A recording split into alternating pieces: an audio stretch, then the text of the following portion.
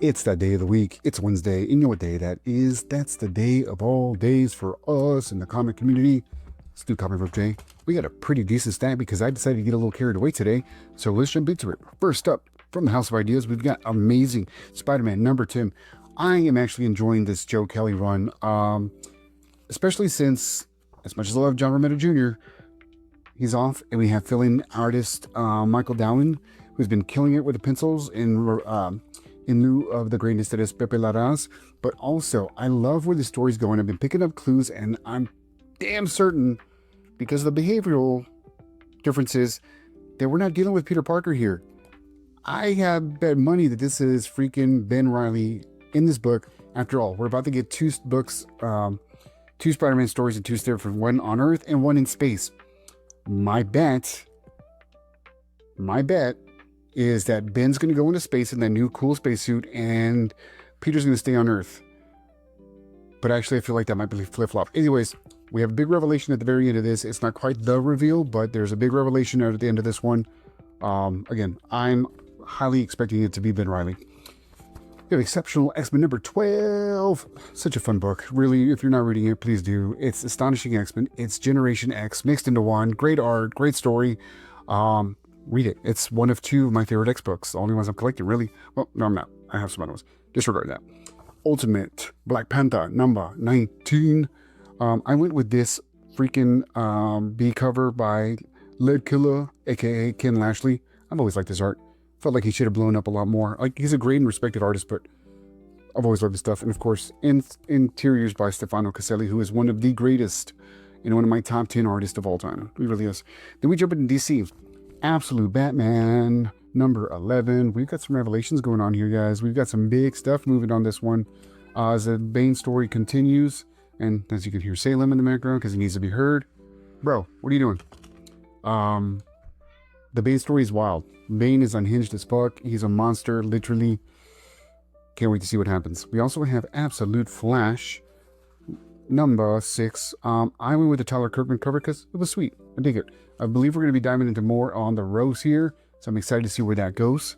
We've also got New Gods. I went with the Juan Ferreira cover, who's currently illustrating Teenage Mutant Ninja Turtles, and the art on there is peak.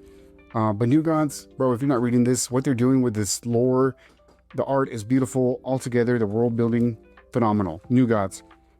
Once again, thank my boy Lucky for getting me on board on that one. G.I. Joe number 10. Baroness and CoverGirl are still on their mission.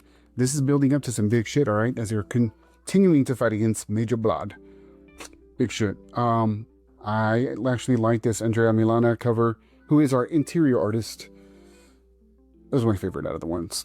Ghost Pepper number 2 by Ludo. Was it Ludo? Bro.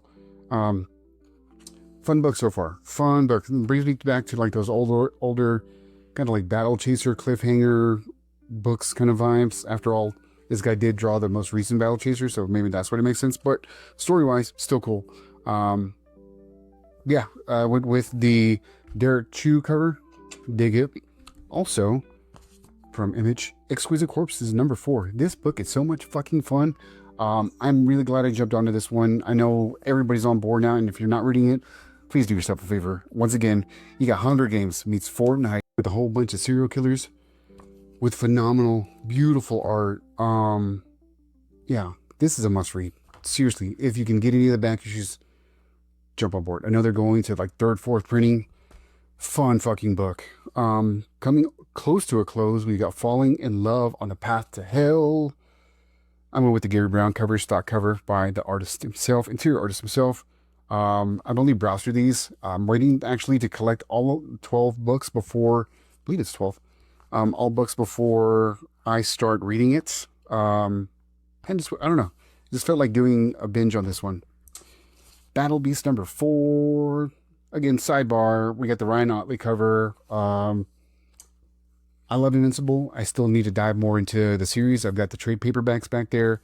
But I would like, I figured I'd jump on this while I could because it's all the talk. Also went with This Ends Tonight.